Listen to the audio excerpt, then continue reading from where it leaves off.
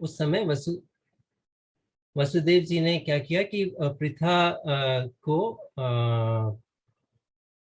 कुंती भोज को दे दिया। एक जैसे कुंती भोज ने उन्हें गोद ले लिया। तो क्या हुआ कि उसका नाम कुंती पड़ा। और कुंती बचपन से वहां रहती थी, और उससे उसका जो रिस्पॉन्सिबिलिटी था वो ये था कि वहां पे आए अतिथियों की सेवा करना। तो ऐसा कुंती उनकी पूरी लगन से सेवा करती थी। तो एक समय ऐसा हुआ कि दुर्वासा मुनि वहां पर आए। और दुर्वासा मुनि ने क्या वहाँ करीब करीब 1 माह तक रहे। और कुंती ने उनकी पूरी लगन से सेवा करी। तो दुर्वासा मुनि उनसे बहुत प्रसन्न हो गए, और उन्होंने बोला कि कुछ वरदान मांगो। तो कुंती ने उस समय कहा कि मुझे आप जो उचित समझे वो वर दीजिए। दुर्वासा मुनि तो त्रिकालज्ञ थे। तो उन्होंने भविष्य को देखते हुए कुंती को ये वर दिया कि आप एक मंत्र दिया, जिस मंत्र के माध्यम से वो देवताओं का आवाहन करके उनसे पुत्र प्राप्त कर सकती थी, उनकी कृपा से पुत्र प्राप्त कर सकती थी। ऐसा होते होते कुंती महारानी ने एक बार उसको टेस्ट किया। तो उससे उन्होंने सूर्यदेव का आह्वान किया, और सूर्यदेव के आह्वान होने से उन्होंने कर्ण का जन्म हुआ। किंतु उस समय कुंती का विवाह नहीं हुआ था। तो क्या हुआ कि कुंती का विवाह नहीं हुआ। तो उसे काफी चिंता हुई कि मुझे समाज में कैसे ऐसे मैं मैनेज कर पाऊंगी। तो उन्होंने उस पुत्र को एक एक कंटेनर में किसी पेटी में रखकर बहा दिया। तो फिर क्या हुआ कि इसके बाद कालांतर में कुंती का विवाह हो गया पांडु महाराज से। और पांडु महाराज को श्राप था कि वे यदि अपनी स्त्री के साथ संभोग करना चाहेंगे तो उनकी मृत्यु हो जाएगी। तो पांडु महाराज की आज्ञा से कुंती और माद्री को 5 पांडव पुत्र हुए। और जब और इसके बाद पांडु का देहांत हो गया। पांडु महाराज का देहांत हो गया। फिर क्या हुआ कि अब ऐसा होने पर कुंती महारानी जब वापस लौटी, जब पांडु उनके साथ नहीं थे, इस दौरान जब पांडु महाराज और कुंती और माद्री जो उनकी दूसरी पत्नी थी वो वन में रह रहे थे, क्योंकि पांडु रूटीन रूटीन आमतौर पर राज्य नहीं चला पा सकते थे ऐसा स्थिति में, क्योंकि वो संभोग नहीं कर सकते थे, ऐसा कुछ कारण था। तो तो जब वो अपने पुत्रों के साथ वहां लौटी तो उनको काफी अपमान सहना पड़ा हस्तिनापुर में कि आप पांडु तो पुत्र से तो पुत्र नहीं हो सकता, तो आपके 5 5 पुत्र किस प्रकार से हो गए, आदि आदि। तो उस समय से ही कुंती महारानी की के दुखों का प्रारंभ हो चुका था। उन्होंने काफी प्रकार के दुख झेले। और कभी उनके पुत्रों को विष खिला दिया गया, कभी उन्हें लाक्षागृह में जलाने का प्रयत्न किया गया, कभी उन्हें वनवास करना पड़ा, कभी उनकी पुत्र वधू का चीरहरण की कोशिश की गई।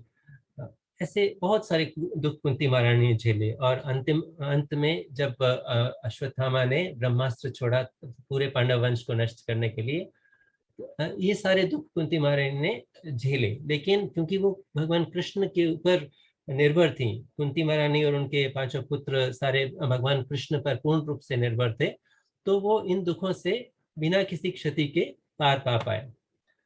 तो तुलसी स्तुति का जो इस समय पे ये आता है प्रसंग आता है, वो इस प्रकार से आता है कि भगवान कृष्ण द्वारका जाने, महाभारत का युद्ध समाप्त हो चुका था और भगवान कृष्ण द्वारका जाने के लिए उद्यत थे। तब अचानक से उत्तरा भागी भागी आती है भगवान कृष्ण के पास कि कृपा करके मुझे इस ज्वलनशील लोहे के तीर से मुझे बचाओ। तो तब भगवान कृष्ण ने अश्वत्थामा द्वारा छोड़े गए उन ब्रह्मास्त्रों से पांडवों तथा उत्तरा के गर्भ में स्थित परीक्षित महाराज की रक्षा की। और तब कुंती महारानी उन्हें संबोधित करते हुए कहते हैं, यहाँ से कुंती स्तुति का प्रारंभ होता है।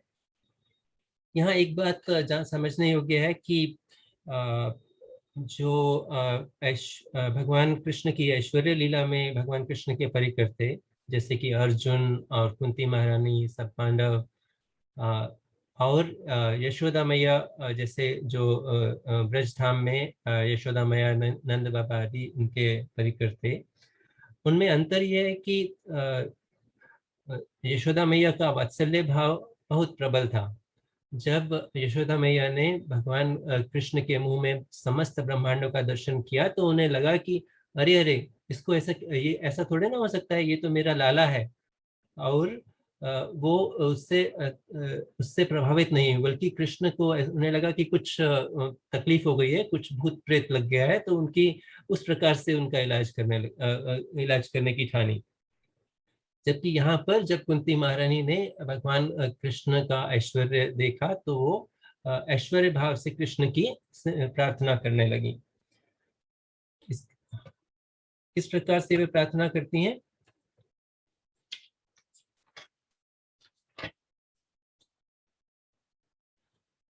कुंती महारानी कहती हैं, पहले ये श्रीमद् भागवतम के पहले स्कंद के 8वें अध्याय में वर्णन है। कुंती महारानी कहती हैं, नमस्ते पुरुषम त्वा आद्यम ईश्वरम प्रकृते परम अलक्ष्यम सर्वभूतानाम अंतर्बहिरवस्थितम। अब कुंती तो भगवान की बुआ थी, जैसे कि मैंने बताया कि वसुदेव महाराज की वो बहन थी, तो इस प्रकार से वो श्री कृष्ण की बुआ थी। तो सारा समय कृष्ण ही कुंती महारानी को प्रणाम करते आते थे, वो उनकी शरण धूलि स्वीकार करते थे। किंतु अभी कुंती महारानी उन्हें प्रणाम करते हुए कह रहे हैं, नमस्ते पुरुषम त्वा आद्यम, अर्थात पुरुषम अर्थात भगवान कृष्ण परम पुरुष हैं। वे निराकार नहीं है, वे पुरुष हैं। और सिर्फ पुरुष ही नहीं, आदि पुरुष है। आदि पुरुष अर्थात जैसे कि आदि पुरुष मतलब ओरिजिनल पर्सन, उनके पहले कोई नहीं है और सब कुछ उन्हीं से ही उद्धृत है। ईश्वरम प्रकृते परम, अर्थात वे ईश्वर अर्थात कंट्रोलर, जो सारे जगत के नियंता हैं, पालन, सृष्टि पालन और संहार करने वाले हैं। हमने सुना होगा कि भगवान के कुछ गुणावतार हैं, जैसे ब्रह्मा, विष्णु और महेश। ब्रह्मा जी रजोगुण के इंचार्ज हैं, कंट्रोलर हैं। विष्णु भगवान पालन करता है, सत्वगुण के कंट्रोलर हैं। और शिव जी महाराज हैं तमोगुण के इंचार्ज। ऐसा नहीं है कि वे उनके अंतर्गत हैं, वे उनके कंट्रोलर हैं, लेकिन सुप्रीम कंट्रोलर, सबसे उच्च नियंता, परम नियंता भगवान श्री कृष्ण ही है, जो इस प्रकृति के तीनों गुणों से परे हैं। और वे आमतौर पे सब लोगों के सामने परिलक्षित नहीं होते। उन्हें सिर्फ वो ही जान सकता है जो भगवान के प्रति पूर्ण रूप से शरणागत हो। जो लोग भगवान के शरणागत नहीं हैं, वो लोग भगवान को देख नहीं पाते। ये केवल कृष्ण की के ऊपर उसकी चॉइस है कि वो डिसाइड कर सकते हैं कि भगवान, वो उस व्यक्ति के सामने भगवान के रूप में दिखेंगे या एक सामान्य जन के रूप में दिखेंगे। जब कुंती महारानी ने देखा कि जब ब्रह्मास्त्र, जो अश्वत्थामा ने ब्रह्मास्त्र छोड़ा था पांडवों और उत्तरा के गर्भ में स्थित परीक्षित महाराज का नाश करने के लिए, तो उन्होंने देखा कि भगवान कृष्ण रथ पर विराजमान है और वहां पे सुदर्शन चक्र से उन्होंने पांडवों के ऊपर छोड़े गए ब्रह्मास्त्र को निरस्त कर दिया। और साथ ही साथ उन्होंने देखा कि उत्तरा के गर्भ में भी उन्होंने भगवान की, परीक्षित महाराज की रक्षा की। तो उससे उसी को लक्षित करते हुए वो कहती हैं कि वो माफ कीजिए, भगवान अंतर बहिर अवस्थितम है, वो अंदर भी रहते हैं और हमारे और बाहर भी रहते हैं। तो इस प्रकार से कुंती महारानी ने उनकी प्रार्थनाएं करनी शुरू की। लेकिन फिर क्योंकि वो अंदर भी रहते हैं बाहर भी रहते हैं, और सामान्य लोगों द्वारा क्यों नहीं देखे जा सकते, क्योंकि उनके ऊपर एक योग माया का एक प्रकार से पर्दा रहता है। जैसे कि भगवान भगवत जैसे कुंती महारानी दूसरे श्लोक में कहते हैं, माया जवनिका छन्नम अज्ञा अधोक्षजम अव्ययम, अर्थात माया रूपी आवरण के द्वारा आवृत, माया रूपी पर्दे के द्वारा छुपाए छुपाए गए हुए भगवान को। मतलब इसका अर्थ ये हुआ कि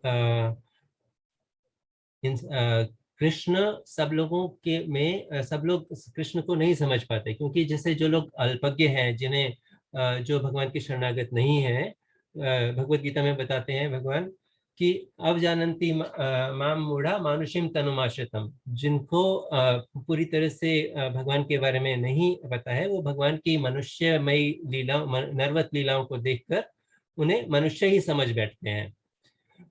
और भगवत गीता में ही भगवान कहते हैं कि ना हम प्रकाश सर्वस्य योग माया समावृता, मैं योग माया से आवृत हुआ सब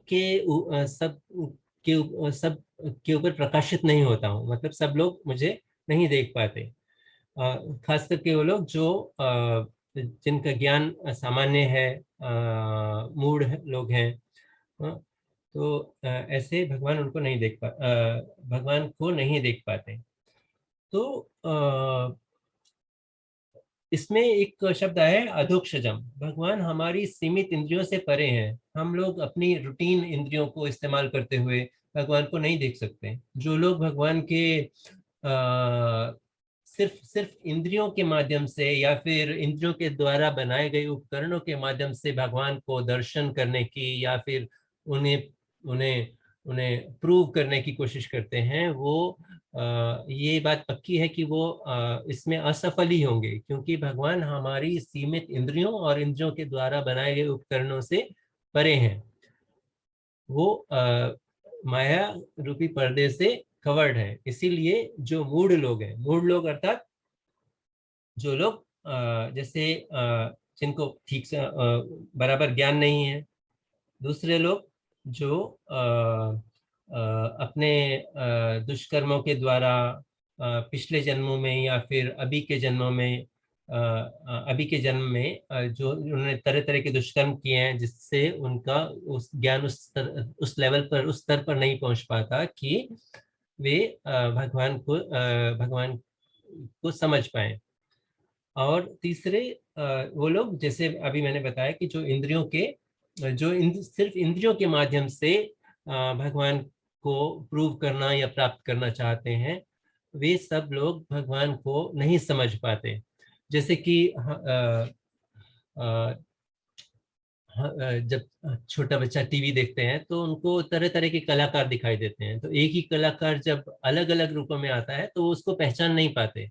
उन्हें लगता है कि ये अलग अलग व्यक्ति है। तो इस प्रकार से जब भगवान अलग अलग रूपों में आते हैं, जैसे कि राम नरसिंह भगवान वराह अवतार में आते हैं या वामन अवतार में आते हैं, जैसे कल वामन द्वादशी था, तो सामान्य व्यक्ति उन्हें पहचान नहीं पाते। तो फिर कुंती महारानी कहती हैं कि तो फिर कौन पहचान पाता है भगवान को? कहते हैं तथा परमहंसा नाम मुनि नाम अमलात्म नाम भक्ति योग विधानार्थम कथम पश्येम ही स्त्रिय। इसमें कुंती महारानी कई कई चीजें कहती हैं। एक तो इसका अर्थ ये है कि भगवान जो परमहंस, जो कि उन्नत भक्तों की और महान विचारकों की, जिनका हृदय एकदम निर्मल हो चुका है, उनमें भक्ति योग का के विज्ञान का प्रसार करने के लिए इस धरा पर आते हैं। तो फिर हम स्त्रियों का प्रश्न तो कहाँ ही आता है, हम स्त्रियां इस किस प्रकार से उन्हें समझ सकती हैं। यहाँ स्त्री का मतलब ये नहीं है कि एक स्त्रियां उन्हें नहीं समझ सकती और पुरुष समझ सकते हैं। पुरुष तो केवल एक ही है इस पूरे सृष्टि में। केवल भगवान कृष्ण ही पुरुष हैं, बाकी सब स्त्रियां हैं, क्योंकि वो ही एक सुप्रीम एंजॉयर, परम भोक्ता है। भोक्तारम यज्ञ तपसाम सर्वलोक महेश्वरम। और बाकी सब भोग्य वस्तु हैं, भगवान के द्वारा भोग्य वस्तु हैं। तो एक ही परम पुरुष है, वो है भगवान, बाकी सब भगवान के द्वारा भोग्य पदार्थ अथवा वस्तुएं हैं। तो लेकिन इसका अर्थ ये दूसरा भी है कि जो जिनका ज्ञान पूर्ण रूप से विकसित नहीं हुआ है, या फिर जो गहन चिंतन कर पाने में असमर्थ हैं, वे लोग भगवान को नहीं आसानी से नहीं समझ पाते। तो लेकिन भगवान ने एक बड़ा गुण दिया है स्त्रियों को, वे उनमें समर्पण की भावना काफी अधिक होती है। वो काफी शीघ्रता से एक भगवान की सत्ता के सामने समर्पण कर देते हैं। और चैतन्य महाप्रभु कहते हैं, जय कृष्ण भजे से ही बड़ा चतुर। अर्थात एक्चुअली जो भगवान के चरण कमलों में समर्पण कर देते हैं और भगवान की सेवा में लग जाते हैं, वो ही चतुर है, बाकी सब अज्ञानी मूर्ख ही हैं। तो इसलिए हमें समझना चाहिए कि हमें कृष्ण के भजन में अपना अपना समय व्यतीत करना चाहिए। तथा दूसरा चीजें इसमें कुंती महारानी बता रही हैं कि परमहंसा नाम, परमहंस कौन होते हैं? हंस, शास्त्रों में ऐसा वर्णन है कि हंस एक वह जीव है जो अगर उसके सामने पानी मिश्रित दूध उसे दिया जाए तो उसमें वो दूध का पान कर लेता है और पानी वहीं छोड़ देता है, ऐसा वर्णन है। और परमहंस अर्थात अल्टीमेट, जो मतलब जो इस कार्य करने में पूर्ण रूप से सक्षम है। और यहाँ यह अर्थ किया गया है कि परमहंस मतलब ये द्वैत जगत है। हमने कल कुछ सुनने में आया कि ये द्वैतपूर्ण जगत है। द्वैतपूर्ण जगत मतलब इस भौतिक जगत में, या हम अपने बारे में ही लें तो हमारा जड़ शरीर है और हमारी दिव्य आत्मा है। तो ये हम लोग हैं, जैसे हम एक जड़ प्रकृति और एक जो परा प्रकृति, इन दोनों के संपर्क से हम लोगों का सृष्टि हुआ है। तो जो ऐसे ही इस भौतिक जगत में कुछ वस्तुएं हैं जो भौतिक जगत से रिलेटेड है, और कुछ चीजें हैं जो आध्यात्मिक जगत से रिलेटेड है। परमहंस वो है जो इन दोनों चीजों को अलग अलग करके केवल आध्यात्मिक वस्तु को स्वीकार कर लेते हैं और भौतिक वस्तु को वहीं का वहीं छोड़ देते हैं। तो इसीलिए परमहंस शब्द का वर्णन है कि राइट, ठीक है। तो और इतना ही नहीं, जो एक और इसमें एडिशनल बात बता सकते हैं कि परमहंस वे हैं जिन्होंने जो समझ गए हैं कि जैसे हम बोलते हैं मैं आत्मा हूँ, मैं शरीर नहीं, मैं आत्मा हूँ। लेकिन कल सुबह सिर में दर्द होता है तो बोलते हैं कि मुझे बहुत सिर में दर्द हो रहा है, मतलब क्योंकि हम अपने आप को शरीर समझते हैं। किंतु परमहंस ये प्रैक्टिकली करते हैं, मतलब वे ऐसे हैं जो सच में समझ गए हैं कि भगवान कृष्ण ही सब कारणों के परम कारण है। और वे इस बात को भी पूरी तरह समझ गए हैं कि सब कुछ भगवान से निकलता है। मतलब वो जो सिर्फ थियोरेटिकली नहीं जानते, वो प्रैक्टिकली इस चीज को जानते हैं कि सब कुछ भगवान से उद्धृत है। जैसे कि भगवत गीता में भगवान कहते हैं कि अहम सर्वस्य प्रभो मत्तः सर्वम प्रवर्तते इति मत्वा भजन्ते माम बुधा भाव समन्विता। मतलब वो सच में एक्सपीरियंस करते हैं कि भगवान ही हर चीज के उद्गम है। या फिर वासुदेव सर्वमिति स महात्मा सुदुर्लभ है, मतलब सब कुछ भगवान ही हैं, ऐसा वे सच में समझ गए हैं, ना कि सिर्फ थियोरेटिकली। और मुनि नाम अर्थात जो वे व्यक्ति जो जिन्होंने हरे कृष्ण प्रभु जी। हरे कृष्ण, हरे कृष्ण। हाँ जी प्रभु जी, अब आ रही है आवाज। हरे कृष्ण प्रभु जी। मुनि वे व्यक्ति हैं जो महान विचारक हैं या फिर दार्शनिक हैं, जो भगवान को मानने के लिए मतलब ज्ञान का सहारा लेते हैं। लेकिन इन लोगों का हृदय भी निर्मल हो चुका होता है। अमल आत्मनाम, अमल आत्मनाम मतलब भगवान कहते हैं कि जो मतलब इसमें ऐसा बताया गया है कि अमल आत्मनाम मतलब जिनका हृदय एकदम निर्मल हो चुका है, उसमें काम और लोभ का रंच मात्र भी नहीं है। काम और लोभ भगवान के रास्ते पर चलने में बाधक है। ऐसा कहते कि आप भक्ति योग में तभी प्रवेश कर सकते हैं जब आपके हृदय से काम और लोभ एकदम निकल गया हो, आपका हृदय इन प्रदूषणों से मुक्त हो चुका हो। तो फिर हमारी क्या गति होगी? हम लोग तो इन्हीं उच्च कोटि के कामी और लोभी की श्रेणियों में आते हैं। इसमें ऐसा कहते कि ऐसा नहीं है कि हमें भगवान की भक्ति के लिए प्रयत्न नहीं करना है, किंतु जब हम भक्ति योग में पूर्ण रूप से स्थित हो जाएंगे, तब काम और लोभ हमारे अंदर प्रविष्ट नहीं हो पाएगा। उस मतलब तो ये एक तरह का टेस्ट है कि अगर हमारे अंदर अभी भी काम और लोभ है, तो हम भक्ति योग में पूर्ण रूप से निश्चित नहीं हुए हैं, भक्ति योग में पूर्ण रूप से स्थित नहीं हुए हैं। और जब हम स्थित हो जाएंगे तो हमारे अंदर काम और लोभ नहीं आ पाएगा। तो कुंती महारानी ये सब समझते हैं, लेकिन फिर भी एक विनीत भाव से ऐसे कहती हैं कि जो साधारण स्त्रियों का पक्ष लेते हुए के समान बोलते हुए कहती हैं कि जब इतने बड़े ऋषि मुनि आदि भी आपको थोड़ा बहुत ही समझ सकते हैं, तो हमारी स्त्रियों की तो स्थिति ही क्या है। अब इसका मतलब ये नहीं है कि कुंती महारानी साधारण स्त्री थी। कुंती महारानी का भगवान ने पग पग पर साथ दिया, लेकिन फिर भी, और वो सब समझती हैं, लेकिन फिर भी वो साधारण स्त्रियों की भांति बोल रही हैं। ये ऐसा शिक्षाष्टकम में वर्णन है कि हमें humility humility is the gateway to bhakti yoga. मतलब जो सबसे पहली एक गुण होना चाहिए या गुण होने का प्रयत्न करना, प्राप्त करने का प्रयत्न करना चाहिए हमें, वो है विनीत भाव। चैतन्य महाप्रभु शिक्षाष्टकम में कहते हैं,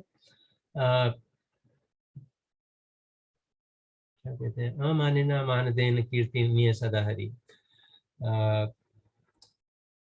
तीर्णादपि सुनिचेन तरोरपि सहिष्णुना अमानिना मानदेन कीर्तनीय सदा हरि। अर्थात हमें तीर्ण एक घास के तिनके से भी अधिक अपने आप को एक घास के तिनके से भी अधिक नीच समझना चाहिए, और वृक्ष के समान सहिष्णु सहन करने की हमें हमें हमें शक्ति होनी चाहिए।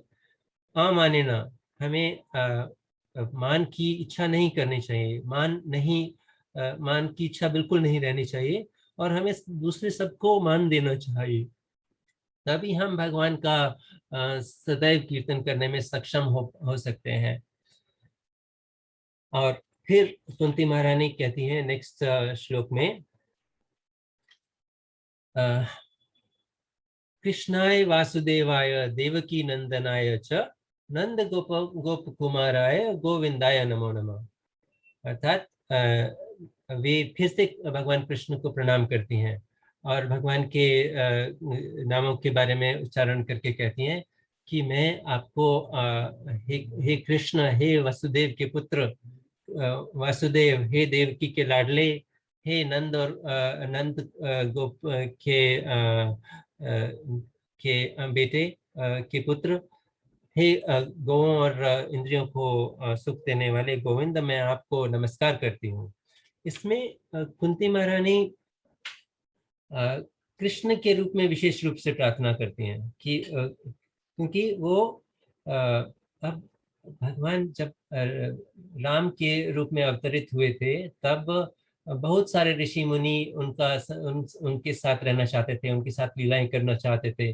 उनका किंतु भगवान राम ने उन्हें आश्वासन दिया कि जब वो कृष्ण अवतार लेंगे तब वे उनके साथ तरह तरह की लीलाएं कर सकते हैं। तो कृष्ण भगवान एक तरह से बहुत सरलता से उन्हें सरलता से अर्थात मतलब सरलता से नहीं, ऐसा समझना चाहिए कि भगवान कृष्ण ने इतने सारे लोगों के साथ लीलाएं, इतने सारे उच्च कोटि के भक्तों के साथ लीलाएं करी, जैसे ग्वाल बाल, गाय, बछड़े, गोपियां, नंद, यशोदा, पांडव, कुंती, इन सब के साथ इतनी लीलाएं की कि मतलब सो उससे लगता है कि भगवान कृष्ण ग्वाल बालों के लिए भी इजीली, मतलब ग्वाल बाल भी उनके साथ लीलाएं कर सकते हैं, जबकि भगवान राम तो राजपुत्र के रूप में उन्होंने अपना बचपन बिताया। इसीलिए कुंती महारानी भगवान कृष्ण के बारे में विशेष रूप से प्रार्थना कर रही हैं। और फिर वो बोलती हैं वासुदेवाय। वासुदेव मतलब कौन से कृष्ण के बारे में बोल रही हैं? वो कृष्ण जो वसुदेव जी के पुत्र हैं और देवकी मैया के लाडले हैं। वासुदेव का एक दूसरा अर्थ है कि सब तरफ सर्वव्यापक भगवान। हाँ, तो और एक एक तीसरा अर्थ आता है कि भगवान वसुदेव का अर्थ है जो विशुद्ध सत्व में स्थापित हो। मतलब यदि हम अपने जब हम भगवान के को निरंतर भजन करते हैं और उनकी निरंतर सेवा में लगे रहते हैं, तब हम इन गुणों को पार पाकर भगवान को प्राप्त करते हैं। तो सत्वगुण में जब हम होते हैं तो भी हमें किंचित मात्रा में रजोगुण और तमोगुण की उपस्थिति रहती है। बट फिर भगवान की कृपा से जब हम विशुद्ध सत्व में स्थित हो जाते हैं, तभी हमें भगवान वासुदेव हमें प्राप्त हो सकते हैं।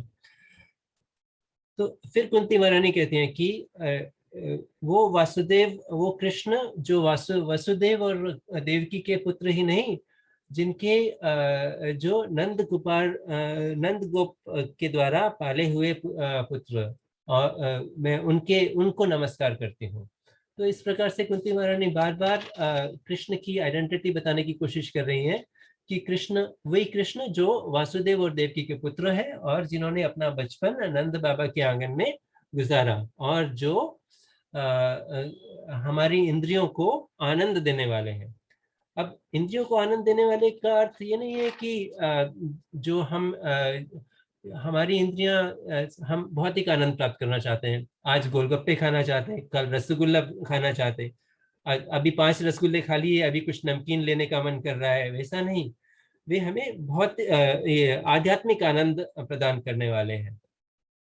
और भौतिक आनंद और आध्यात्मिक आनंद में अंतर ही ये है कि भौतिक आनंद, आप अगर आज प्रण करें कि आप 50 रसगुल्ले खाएंगे, तो आप स्वयं सोच सकते हैं कि 40वां रसगुल्ला आपको किस प्रकार की आनंद की अनुभूति देगा। और लेकिन आध्यात्मिक आनंद हमेशा निरंतर बढ़ता ही रहता है। जब भगवान कृष्ण गोपियों के साथ लीलाएं कर रहे थे, रासलीला किया, तो वह रात्रि ब्रह्मा जी की एक रात्रि के समान लंबी हो गई, और किसी को क्षण ऐसा ही लगा कि ये बस क्षण भर ही बीता है।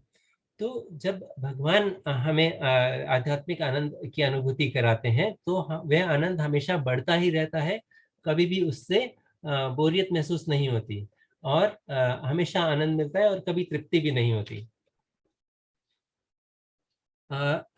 तो कुंती महारानी इस प्रकार से भगवान को नमस्कार करती हैं, और फिर वे फिर से नमस्कार करती हैं भगवान को, बट इस बार वे भगवान के का दर्शन करते हुए उन्हें प्रणाम करती हैं।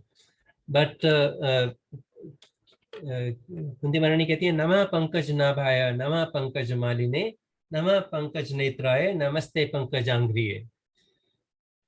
अर्थात हे कृष्ण, आप जिनका कटी प्रदेश की नाभि एक कमल पुष्प के समान है, जो एक कमलों की पुष्पमाला से सुशोभित है, जिनके नेत्र कमल के समान प्रभा वाले हैं, और जिनके चरण कमलों पर कमल पुष्प के चिन्ह अंकित है, मैं उन पंकज नाभाए, उन पद्म नाभाए, पंकज नाभाए, उनको प्रणाम करती हूँ। हरे कृष्णा प्रभु जी। हरे कृष्णा। चली गई है। हरे कृष्णा प्रभु। हरे कृष्णा। हरे कृष्णा। आवाज सुनाई दे रही है? प्रभु जी आपकी आवाज नहीं आ रही है प्रभु जी, आवाज आ रहा है। अब आनी शुरू हुई है प्रभु जी। हरे कृष्णा। हरे कृष्णा प्रभु जी। तो इसमें अब हरे कृष्णा। ओके, तो भगवान सॉरी कुंती महारानी कहती हैं कि नमस्ते नमः पंकज नाभाए, अर्थात उनकी भगवान कृष्ण जब विष्णु कारणोदकशाही विष्णु के रूप में पुरुष अवतार लेते हैं, और फिर उसके बाद गर्भोदकशाही विष्णु के रूप में अपना विस्तार करते हैं, तब भगवान की कमल सदृश नाभि से एक कमल नाल का उदय होता है, कमल नाल फूटती है, जिससे उनका नाम पड़ा पद्मनाभ या फिर पंकज नाभि। तो और उस कमल नाल के से जो कमल का फूल उदित होता है, वहां से ब्रह्मा प्रकट होते हैं, और इसी कमल नाल के अंदर 14 लोग स्थापित रहते हैं। और दूसरा ये है कि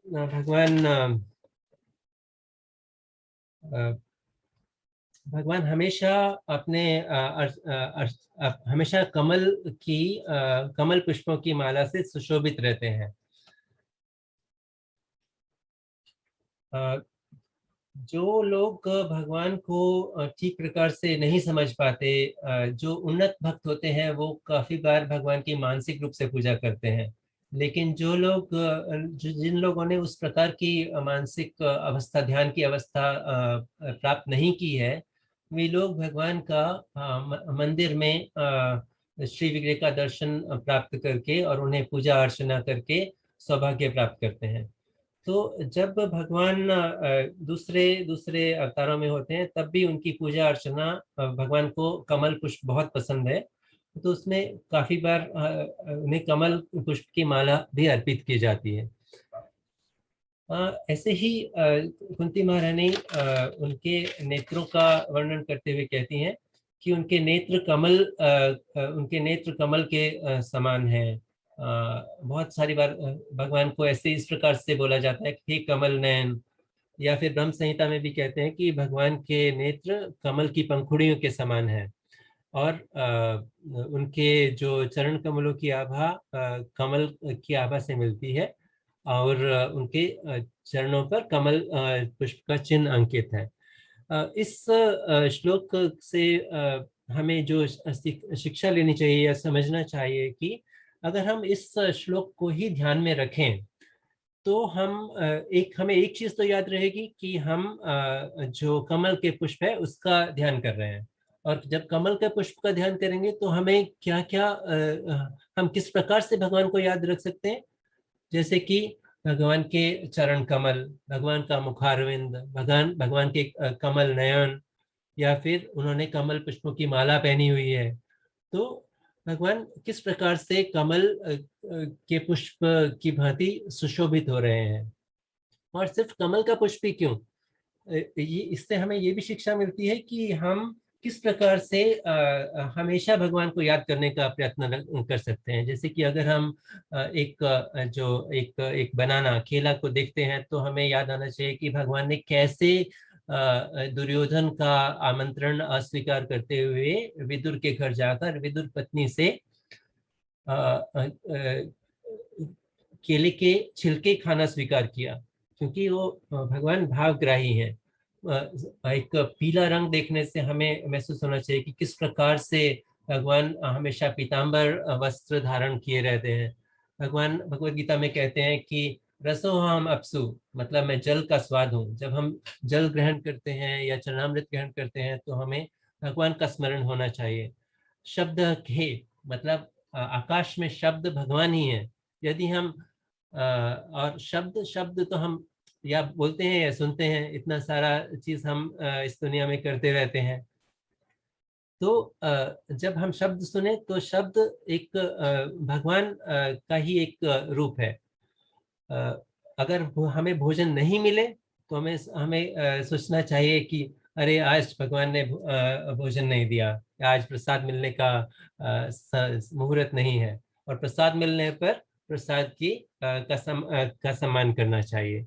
तो अगर हम भगवान को याद करना चाहें तो हम विभिन्न परिस्थितियों में भगवान को याद कर सकते हैं।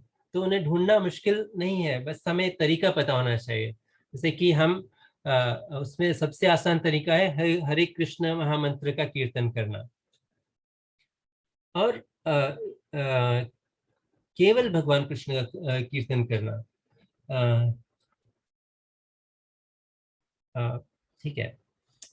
फिर इसमें हम एक और चीज हमें समझना चाहिए कि जब हम श्रीमद् भागवत के श्लोकों का श्रवण करते हैं, तो श्रवण या उच्चारण करते हैं, तो हमें चाहे उनका एक शब्द भी ठीक से समझ नहीं आता हो, लेकिन उससे पैदा हुई वाइब्रेशंस या ध्वनि इस प्रकार से है जो हमें अंदर से हमें एक प्रकार से हमें शुद्ध करने का सामर्थ्य रखती है। इसके बाद कुंती महारानी भगवान के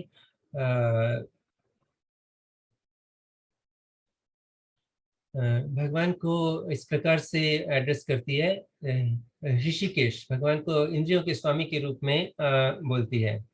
यथा ऋषिकेश खलेन देवकी कंसेन रुद्धाति चरम शुचार्पिता विमोचिता हम च सहात्मजा विभो त्वयैव नाथेन मुहुर विपद्गणा। जिस प्रकार से भगवान ऋषिकेश ने देवकी को एक ईर्ष्यायुक्त कंस के चंगुल से छुड़ाया, जिन्होंने देवकी को और वसुदेव को काफी समय तक तरह तरह के दुख दिए थे और उन्हें काफी समय तक कारागार में रखा था, उसी प्रकार आपने हमें भी बहुत सारी आपत्तियों से हमें मुक्ति दिलाई, मुझे और मेरे पुत्रों पांडवों के साथ। तो इसमें कुंती महारानी कहती हैं कि भगवान ने हालांकि वो देवकी के साथ इसका कंपैरिजन करते हैं कि उन्होंने जैसे देवकी को उन्होंने कंस के अत्याचारों से मुक्ति दिलाई, उसी प्रकार मुझे बचाया। किंतु हम पाते हैं कि कुंती भगवान देवकी के प्रति कम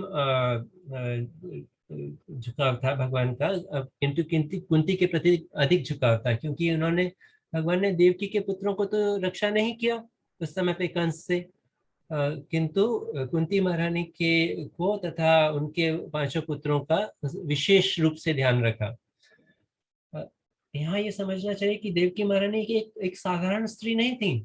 वो भगवान उन्होंने पिछले जन्म में बहुत तपस्या की, वसुदेव महाराज के साथ बहुत तपस्या की, और उन्होंने एक वर प्राप्त किया कि उन्हें भगवान के समान पुत्र हो। लेकिन भगवान के समान तो कोई भी नहीं है, ना तो कोई भगवान के समान है, ना कोई भगवान से बढ़कर है। सिर्फ केवल एक ही ईश्वर है, वो है भगवान श्री कृष्ण, बाकी सब तो उनके सेवक ही हैं। तो जैसे कि अब सेवक अर्थात सारे जीव उनके एक प्रकार से सेवा ही कर सकते हैं, और सभी जीव अर्थात जैसे मनुष्य जीव, वो जीव जो मनुष्य के रूप में जन्म लेते हैं, या फिर देवताओं के रूप में जन्म लेते हैं, या फिर पशु के रूप में जन्म लेते हैं। तो इवन सबसे उच्च कोटि के देवता जैसे कि ब्रह्मा, विष्णु और महेश, जो कि गुणावतारों की श्रेणी में आते हैं, वे भी भगवान के कंट्रोल के अंतर्गत आते हैं। हालांकि ब्रह्मा विष्णु महेश सृष्टि पालन और संहार करते हैं, और वो इन रजोगुण, सतोगुण और तमोगुण को क्रमशः नियंत्रित करते हैं, किंतु सब गुण के नियंत्रण करने वाले भगवान कृष्ण हैं। और सब गुणों का अर्थात सब संपूर्ण सृष्टि प्रकृति सब का नियंत्रण करने वाले भगवान कृष्ण है, इसीलिए उन्हें परमेश्वर कहा जाता है। और यहाँ पे ऋषिकेश शब्द का प्रयोग हुआ है। ऋषिकेश अर्थात इंद्रियों के स्वामी। हम लोग सोचते हैं कि जैसे कि हम आज मुझे फिर से जीवा का उदाहरण लेते हैं। आज मुझे प्यास लग रही है, तो मुझे आज पानी पी के बोर हो गया हूँ, आज शरबत बनाते हैं या आज शिकंजी बनाते हैं। कल को मुझे कुछ नमकीन शिकंजी पीने की इच्छा होगी, कभी मीठा लेने की इच्छा होती है। तो ये सब हम अपनी इंद्रियों को वो करने संतुष्ट करने का प्रयास कर रहे हैं। जैसे हमारे कर्मेंद्रियां हैं, हमारे हाथ हैं, और हम सोचते हैं कि हम इन हाथों से क्या नहीं कर सकते। हम इन हाथों से मृदंग भी बजा सकते हैं, हारमोनियम बजा सकते हैं, या फिर इन हाथों को का प्रयोग हम किसी को मारने के लिए भी कर सकते हैं। सर्जन इन हाथों का प्रयोग सर्जरी करने के लिए करते हैं, और चोर डाकू उन्हीं हाथों का प्रयोग किसी की हत्या करने के लिए करते हैं। लेकिन हमें ये समझना चाहिए कि हालांकि ये हाथ हमारे नियंत्रण में है, लेकिन अगर हमारे हाथ को पैरालिसिस हो जाए, तो अगर भगवान अपनी शक्ति हाथों से खींच ले, तो क्या होगा? तो हम तो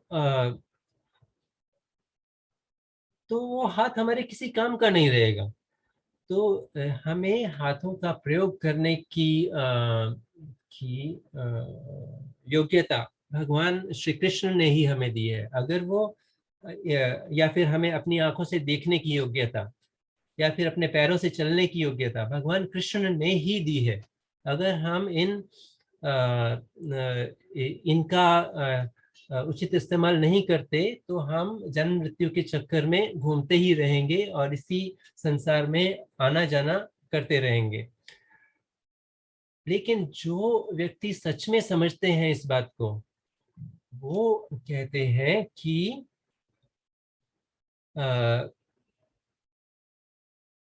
क्योंकि ये इंद्रियां मुझे भगवान ने दी हैं, तो ये इंद्रियां मुझे भगवान ने दी हैं, इसलिए मैं भगवान की सेवा में ही इनको लगाऊंगा। और ऐसा बताते कि वो जीवा जीवा नहीं है। मैं सब कुछ नहीं जानता हूँ, लेकिन कम से कम एक चीज तो मुझे याद है कि जो वो जीवा जीवा नहीं है जो भगवान के नामों का उच्चारण नहीं करती। वो आंखें नहीं है, वो तो केवल मोर पंख हैं, जो आंखें भगवान के दर्शन करने का प्रयास या भगवान की सेवा का प्रयास नहीं करती। ऐसे बहुत सारे एग्जाम्पल्स आते हैं जो हमें इस ओर उत्साहित करने की चेष्टा करते हैं कि हमें अपनी इंद्रियों का प्रयोग किस प्रकार से करना चाहिए। और ये हमें इस बात का हमें पूर्ण रूप से ये बात पक्का कर लेना चाहिए कि हम इंद्रियों का उपयोग भगवान की सेवा के लिए करें, ना कि अपनी इंद्रियों की सेवा करने के लिए। क्योंकि कई बार हम ऐसा सोचते हैं कि इनफैक्ट हमारे इस संसार में आने का कारण ही ये है कि हम सोचते हैं कि हम क्यों सिर्फ कृष्ण ही भोग करें, मैं क्यों नहीं भोग कर सकता? क्यों ना मैं स्त्रियों का एक सोसाइटी बना लेता हूँ और मैं कृष्ण की भांति जैसे कृष्ण ने गोपियों के साथ रास किया था, ऐसे ही मैं करता हूँ। ये विचार ही हमारे अधोगमन का कारण है, कि हम चाहते हैं कि हम कंट्रोलर बने, हम चाहते हैं कि हम भोक्ता बने। और ये विचार हमारे अंदर कृष्ण के प्रति ईर्ष्या, मत्सरता का द्योतक है। अब सोचिए कि अगर इन हमारी उंगलियां पेट के प्रति ईर्ष्या करने लगे, हमारे कि मतलब हम जो भी मुंह में डालते हैं ये पेट ही सारा पचा जाता है, कल से हम इसको खाना नहीं देंगे, हम मुख में खाना नहीं डालेंगे। तो धीरे धीरे क्या होगा कि हमारी उंगलियां एकदम कमजोर पड़ जाएंगी। ये तो तभी हमारी उंगलियां ठीक प्रकार से काम कर सकती हैं जब हम प्रॉपर तरीके को अपनाएं कि हम भगवान से ईर्ष्या के बिना उनके उपभोग की वस्तुएं उन्हें प्रदान करें, ताकि हमें भी उसका किस प्रकार से लाभ मिल सके। कि जिस प्रकार अगर अगर उंगलियां हाथ पेट को खाना नहीं देगा तो उसका पोषण कैसे होगा। ऐसे ही यदि हम भगवान की सेवा नहीं नहीं करेंगे तो हमारा उद्धार किस प्रकार से हो सकता है।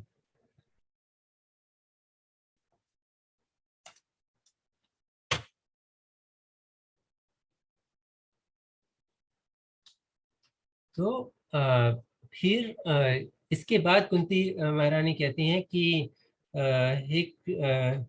कुंती महारानी याद करती हैं कि हे कृष्ण, आपने मुझे हमें तरह तरह की आपदाओं से बचाया। विशान महाग्ने पुरुषात दर्शनात् असत्य सभाया वनवास कृच्छ्रित मृदे मृदे अनेक महारथ स्त्रौ द्रोण द्रोण अस्त्रश्चास्म हरे अभिरक्षित। अर्थात आपने हमें बहुत तरह तरह की आपदाओं से बचाया। जैसे कि जब भगवान ने भीम को जब दुर्योधन आदि ने विष दिया था तो उसकी रक्षा हुई। इसी प्रकार से जब लाक्षागृह में इनको पांडवों को जलाने का प्रयत्न किया गया तब उनकी रक्षा हुई। जब पांडव लोग वनवास काट रहे थे तब एक हिडिंबा नामक राक्षस उन्हें खाने के लिए उद्यत हुआ। तब भीम ने भगवान की कृपा से उसका वध कर दिया। और असत सभाया अर्थात जब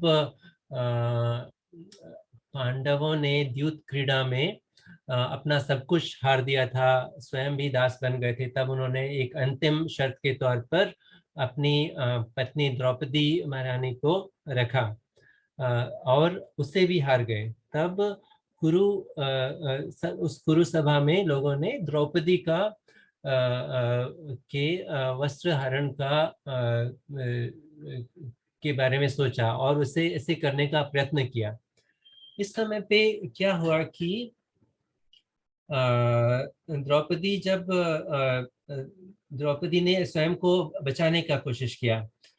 वो जब दुशासन वस्त्रहरण का प्रयत्न कर रहा था, द्रौपदी ने बचने का कोशिश किया। अपने दोनों हाथों से अपनी साड़ी को करने का कोशिश किया। फिर उसे समझ में आया कि वो तो स्त्री है और इस प्रकार से उससे नहीं जीत पाएगी। तो उसने एक हाथ से भगवान कृष्ण को पुकारा और एक हाथ से अपनी साड़ी को बचाने का कोशिश किया। फिर भी भगवान कृष्ण नहीं आए। ये तब ही जब द्रौपदी ने अपने दोनों हाथ उठाकर बड़े भाव से भगवान कृष्ण को पुकारा, तब भगवान कृष्ण वस्त्र रूप में अवतरित होकर द्रौपदी की रक्षा की। तो इससे हमें ये समझना चाहिए कि हमें भगवान पर पूर्ण रूप से समर्पित होना है। थोड़ा समर्पण, थोड़ा अपना एफर्ट नहीं चलेगा। एक जगह मैंने ऐसा पढ़ा था कि भगवान उनकी रक्षा करते हैं जो अपनी रक्षा स्वयं नहीं करते। जिस प्रकार से द्रौपदी ने भगवान के प्रति पूर्ण समर्पण किया, तब भगवान कृष्ण उसके भाव को ध्यान में रखते हुए उसके पुकारने पर, उसके भावपूर्ण पुकार पर आए और द्रौपदी की रक्षा की। तो हमें पूर्ण समर्पण की भावना जागृत करने का प्रयास करना चाहिए। पूर्ण रूप से भगवान को समर्पित होना चाहिए। ये हमें दृढ़ विश्वास होना चाहिए कि हम हर हाल में भगवान हमारी रक्षा करेंगे, हर हाल में भगवान हमारा पालन करेंगे। इसका अर्थ ऐसा नहीं है कि हम तुरंत ही सब कुछ छोड़ के चल दें और ये सोचें कि भगवान ही हमें पालने वाले हैं। हमें उस लेवल पर पहुंचना होगा उसके पहले से। जब तक वैसा नहीं होगा, जब तक हम उसके अधिकारी नहीं होंगे, तब तक हम ऐसा करने से हम वापस लौटकर संसार में वापस लौट पड़ेंगे, क्योंकि हमारा अधिकार नहीं है इस प्रकार से कर पाने पर। लेकिन ये समर्पण की भावना तभी हमें हमारे अंदर निरंतर भगवान कृष्ण का भजन करने से, सेवा करने से, गुरु वैष्णव आदि की सेवा करने से धीरे धीरे हमारे अंदर समर्पण की भावना प्रबल होती जाएगी। और जब हम पूर्ण समर्पण हमारा पूर्ण समर्पण हो जाएगा भगवान के प्रति, तब हमारी आगे की प्रगति अति शीघ्र हो पाएगी।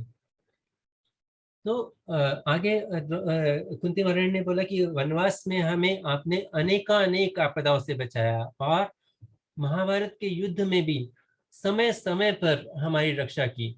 जब अनेक महारथी जैसे द्रोण, भीष्म, कर्ण आदि और अर्जुन के साथ युद्ध कर रहे थे, तब आपने सारथी रूप में भगवान अर्जुन का साथ देते हुए भगवान आपने हमारी रक्षा की।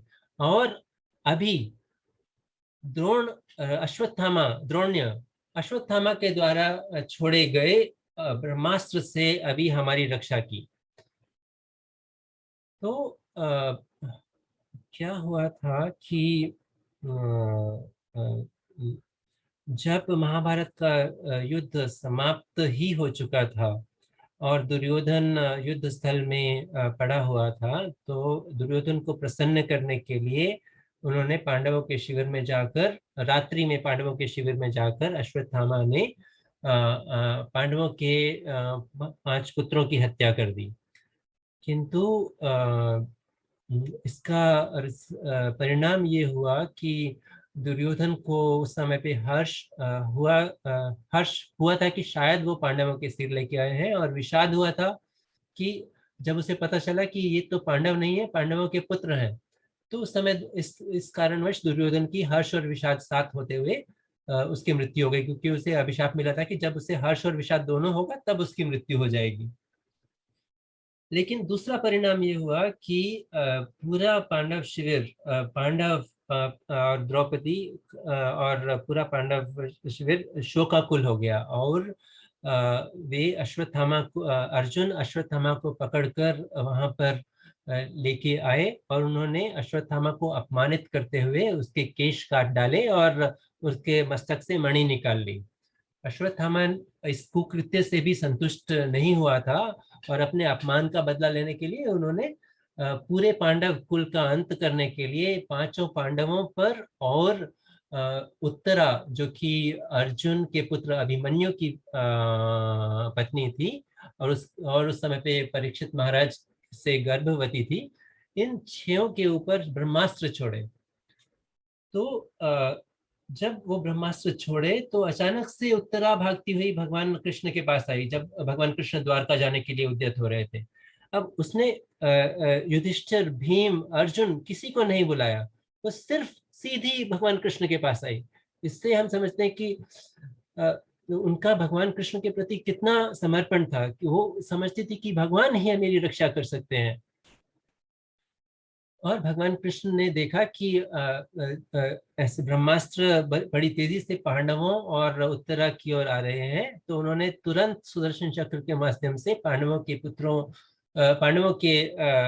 ऊपर चलाए हुए अस्त्रों को, ब्रह्मास्त्रों को निस्तेज कर दिया, और स्वयं उत्तरा के गर्भ में जाकर, परमात्मा रूप में तो होते ही हैं सबके हृदय में, तो वहां पर जाकर परीक्षित के प्राणों की रक्षा की। परीक्षित ने क्या देखा कि चतुर्भुजधारी भगवान वहां पे हैं, मतलब गदा और चक्र दोनों लेकर भगवान वहां पे रक्षा कर रहे हैं।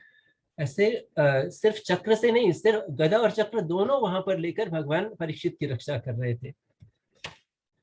तो फिर इससे कुंती महारानी कहती हैं कि अगले श्लोक में बोलती हैं कि मैं चाहती हूँ कि ये सब आपदाएं मुझे विपदा सन्तु ता शश्वत तत्र तत्र जगद्गुरो भवतो दर्शन यत् स्यात् पुनर्भव अपुनर्भव दर्शनम। अर्थात कुंती महारानी कहती हैं कि मुझे बार बार इस प्रकार की विपदाएं आए। किस प्रकार की विपदाएं? कि उनका अपमान हो, कभी वो वनवास करें, कभी लाक्षागृह में अग्नि से बचती रहें, और ये बार बार आए। कभी 12 वर्षों का वनवास लें, कभी उन्हें कोई राक्षस खाने को उद्यत हो, कभी लोग उन्हें ब्रह्मास्त्र उनके ऊपर छोड़े। इस प्रकार की आपदाएं वो चाहती है बार बार आए। क्यों क्यों ऐसा कहती हैं वो? क्योंकि